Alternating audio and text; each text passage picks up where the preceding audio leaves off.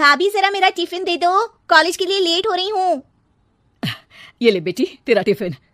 तभी रमन भी वहां आ जाता है। माँ तुम अकेले ही सारा काम क्यों कर रही हो? प्रतिज्ञा कहाँ है? तुम्हें उसकी फिटनेस का तो पता है ना, बैकयार्ड में एक्सरसाइज कर रही है। फिटनेस और एक्सरसाइज वगैरह ठीक है, लेकिन उसे घर के काम में तुम्हारी मदद भी तो करनी चाहिए। अरे ठीक है, सीख जाएगी। जब तक मैं हूं तुम्हें किस बात की फिक्र? हाँ। इसके बाद रमन और उसकी बहन दोनों घर से निकल जाते हैं और सास घर के कामों में व्यस्त हो जाती है। वहीं दूसरी तरफ प्रतिज्ञा अपनी एक्सरसाइज पूरी करके थकी हुई गार्डन में ही बैठ जाती है। आज तो पूरे 2.5 घंटे एक्सरसाइज कर ली। Now I am tired. थोड़ी देर आराम करके फिर शाम को योगा करूंगी। प्रतिज्ञा अपने कमरे में जाकर सो जाती है। सुबह से शाम हो जाती है। रमन और रेखा भी घर वापस आ जाते हैं, पर प्रतिज्ञा अभी तक कमरे से बाहर नहीं निकलती, जिस पर एक बार फिर अपनी माँ को अकेले काम करते हुए देखकर रमन उनसे कहता है, माँ तुम हर समय अकेले काम में लगी रहती हो, आखिर प्रतिज्ञा पूरा दिन करती क्या है? बेटा वो थक कर आराम कर रही है, आ जाएगी। तुम हाथ मुंह धोकर डिनर करने आ जाओ। रमन बिना कुछ बोले वहां से चला जाता है। थोड़ी देर बाद वो सब डिनर करने बैठते हैं, तभी प्रतिज्ञा भी वहां आ जाती है और डिनर में बने खाने को देखकर बोलती है, मम्मी ये क्या, सब कुछ तला भुना बनाया है। ऐसा खाना आप सब और मेरी हेल्थ के लिए कितना खराब है। प्रतिज्ञा तुम खुद कभी माँ की मदद करती नहीं और ऊपर से खाने में नुक्स निकाल रही हो। अरे बहू, हम सबकी हेल्थ के बारे में ही तो सोच रही है। बहू, मुझे ना वो डाइट वाला और बिना घी तेल का खाना बनाना आता नहीं। कुछ नहीं होता मम्मी, वो भाभी बना लेगी। आखिर इतनी फिटनेस फ्रीक है, डाइट फूड बनाना भी जरूर आता होगा। वो सब डिनर करके सोने चले जाते हैं। अगली सुबह फिर हमेशा की तरह प्रतिज्ञा अपनी एक्सरसाइज और योगा करने लगती है और उसकी सास घर का सारा काम, जिसे करते हुए अचानक उनकी तबीयत खराब हो जाती है और सीने में दर्द शुरू हो जाता है। मर गई बहू। रमन, अरे कोई तो सुनो। और इसी बीच वे बेहोश हो जाती हैं। सास की आवाज सुनकर प्रतिज्ञा और उसका पति भागते हुए रसोई में आते हैं, जिसके बाद उन्हें लेकर अस्पताल जाते हैं। डॉक्टर प्रतिभा की सास का चेकअप करके कहते हैं, अरे इनका कोलेस्ट्रॉल लेवल तो बहुत हाई है और दिल भी कमजोर होता जा रहा है। इनका लाइफस्टाइल और खाने पीने की आदत बदलनी होगी। सिर्फ light and non oily food ही खाना है और कुछ समय तक पूरा रेस्ट, साथ में कुछ एक्सरसाइज या योगा करे तो अच्छा रहेगा। पूरी जांच के बाद डॉक्टर उन्हें घर भेज देते हैं। अब घर का सारा काम प्रतिज्ञा को करना पड़ता है, जिससे वो अपनी सास के साथ पूरे घर को डाइट फूड खिलाना शुरू कर देती है। प्रतिज्ञा ये क्या बेस्वाद और फीका खाना है, मैं ये सब नहीं खाने वाला। हाँ भाभी, बीमार तो मम्मी है, फिर हम ऐसा खाना क्यों खाएं? प्रतिज्ञा किसी की बात पर कोई ध्यान दिए बिना सास को बढ़िया एक्सरसाइज कराने के साथ कुछ ना कुछ गड़बड़ करते हुए घर का काम करती रहती है। एक शाम रमन प्रतिज्ञा से चाय मांगता है। ये लीजिए, पर मैंने इसमें चीनी थोड़ी कम डाली है। रमन चाय पीता है और तुरंत ही उसे दोबारा कप में पलट देता है। अरे कौन सा जहर है? अरे जहाँ खाने में नमक डालना होता है वहां डालती नहीं और इसमें नमक ही नमक भर दिया। उई माँ, सॉरी, मैं दूसरी चाय बना देती हूँ। अरे रहने दो, तुमसे फिटनेस का ध्यान रखने के अलावा और कुछ नहीं हो सकता। इसके बाद प्रतिज्ञा कपड़े धोने जाती है, जिसमें वो रंगीन और सफेद सब कपड़े एक जगह मिक्स कर देती है, जिससे एक कपड़े का रंग दूसरे पर चढ़ जाता है और उसी वजह से रेखा की नई ड्रेस खराब हो जाती है। भाभी ये आपने क्या किया? मेरी नई ड्रेस थी, सारी खराब कर दी। सॉरी रेखा, मुझे पता नहीं था और मैंने सारे कपड़े एक साथ ही वॉशिंग मशीन में डाल दिए। जहां एक तरफ प्रतिज्ञा घर के हर काम में रोज कोई ना कोई ब्लंडर करती, वहीं सास को एक्सरसाइज कराने और हेल्दी फूड खिलाने में कोई कमी नहीं छोड़ती, जिस वजह से जल्द ही उसकी सास पहले से भी अच्छी हो जाती है। हेल्दी फूड तो ठीक है, पर बहू आज हम खीर बनाएंगे। मम्मी मुझसे खाना तो ठीक तरह बनता नहीं, खीर कैसे बनाऊंगी? और अगर अच्छी नहीं बनी तो रमन गुस्सा हो जाएंगे। अरे कोई गुस्सा नहीं होगा और देखना खीर भी बहुत स्वादिष्ट बनेगी। प्रतिज्ञा की सास उसके साथ रसोई में जाकर उसकी मदद करते हुए खीर बनाना सिखाती है, जिसे खाकर रमन तारीफ करते हुए कहता है, वाह क्या टेस्टी खीर बनी है, मजा आ गया आज तो। आज ये खीर प्रतिज्ञा ने बनाई है। क्या बात, आखिर तुम खाना बनाना सीख ही गई?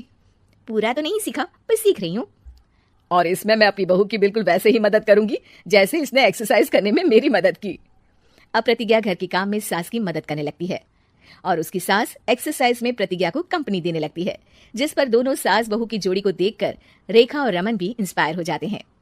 आज के बाद हम भी आपके साथ एक्सरसाइज करेंगे। अब पूरा परिवार एक साथ एक्सरसाइज करके डाइट फूड खाने लगता है। कंचन के बेटे ऋषि की शादी कहीं नहीं हो रही थी। एक तो ऋषि मोटा, ऊपर से कमाई भी कोई खास नहीं। लेकिन कंचन को तो शौक था मॉडर्न बहू लाने का, और उसे एक दिन ऐसी लड़की मिल भी जाती है। हमें तो आपका ऋषि बहुत पसंद है, लेकिन मैं आपको साफ साफ बता देती हूँ, मेरी बेटी के शौक थोड़े से अलग है बहन जी। अरे बहन, हमें सब पसंद है। आपकी प्रियंका जैसी लड़की की तलाश मुझे कब से थी। जींस पहनकर अंग्रेजी में गिटर पिटर बोला करे। अरे बहन जरा सुन तो लो, मेरी बेटी के शौक क्या क्या है। अरे नहीं नहीं बहन, बस लड़की को देख लिया तो सब कुछ देख लिया। आप ना शादी की तैयारी करो, और वो जरा सामान की लिस्ट भी दी है ना मैंने। हाँ बहन जी, सारा सामान शादी से एक दिन पहले ही आपके दरवाजे आ जाएगा। मजा आ गया, मजा आ गया। अब तो बस आप शादी की तैयारी करो। प्रियंका के माता पिता के जाने के बाद कंचन का पति उससे कहता है, अरे भाग्यवान, तुम तो कुछ ज्यादा ही जल्दी दिखा रही थी शादी की। अरे बोलने तो देती, लड़की की माँ क्या बोलना चाह रही थी। अरे आप चुप रहिए जी, कुछ पता भी है आपको, बस मुफ्त में बोले जा रहे हैं। मेरी दोस्त शशि की बहू देखी, लंबी पतली और पढ़ी लिखी, हजारों में कमाई और संस्कारी भी। अरे पर जब वो मेरी बहू देखेगी तो जल भुन जाएगी। लेकिन तुम तो शादी ऋषि के लिए कर रही हो ना, या शशि के लिए? तुम्हारा लड़का कुछ कमाता भी नहीं है, और शरीर भी भगवान की दुआ से फूलता ही जा रहा है। फिर बोले आप हैं? फिर बोले आप? मैंने कहा ना, प्रियंका जैसी जींस पहनकर अंग्रेजी झाड़ने वाली बहू किस्मत वालों को ही मिलती है। चुप रहिए आप। पति के लाख कहने पर भी कंचन ऋषि की शादी प्रियंका से करवा देती है। लेकिन प्रियंका जैसे ही घर में आती है, वैसे ही जोर जोर से चिल्लाकर नाचने लगती है। आज मेरी यार की शादी है, आज मेरी यार की शादी है। अरे नाचो मां नाचो। आज मेरी यार की शादी है। कंचन, उसका पति और ऋषि ये देखकर हैरान रह जाते हैं। लग रहा है बहू को शादी की बड़ी खुशी है। हाँ हाँ, बहू क्यों नहीं, हम भी नाचेंगे। अरे नाचो नाचो जी, मुंह क्या देख रहे हो? चलो चलो नाचो, बहू कह रही है। कंचन ये कहकर प्रियंका के साथ नाचने लगती है। ऋषि और उसके पिता वहाँ से चले जाते हैं। अगले दिन कंचन अपनी सहेलियों को प्रियंका से मिलवाने के लिए घर बुलाती है, जहाँ शशि भी आती है। अरे शशि, कैसी हो? मैं ना तुम्हें प्रियंका से मिलवाती हूँ। अरे सच में बहुत ही एडवांस सोच की लड़की है। कितने मॉडर्न ख्यालात है उसके, पता है तुम्हें? अरे हाँ कंचन, जरूर। बच्चों की शादी अच्छी ही होनी चाहिए, और वैसे भी तुझे तो शुरू से ही ऊंचे ख्याल की बहू चाहिए थी। तभी कंचन की सहेली कहती है, अरे कंचन बुलाओ ना प्रियंका को, हम भी मिल ले। अरे बहू प्रियंका, जरा बाहर तो आना। कई बार आवाज देने के बाद भी प्रियंका बाहर नहीं आती है, तो कंचन को बुरा लग जाता है। वो उसे लेकर बाहर आती है, लेकिन ये क्या, प्रियंका लड़खड़ाती हुई बाहर आती है और उसके हाथ में शराब की बोतल होती है। हालांकि शराब पीना स्वास्थ्य के लिए हानिकारक होता है, और ये हमारी किडनी के लिए बहुत ही खतरनाक है। लेकिन कंचन की बहू प्रियंका पूरे नशे में होती है। अरे इतने सारे लोग। ये कहकर वो शशि के पास जाती है। आंटी जी, पत्ते खेलेंगी, पत्ते। अरे दूर हो, दूर हो, तुम्हारे मुंह से तो शराब की बदबू आ रही है। अरे कंचन, माना तुम्हें मॉडर्न बहू चाहिए, लेकिन आधुनिकता का मतलब ये तो नहीं ना।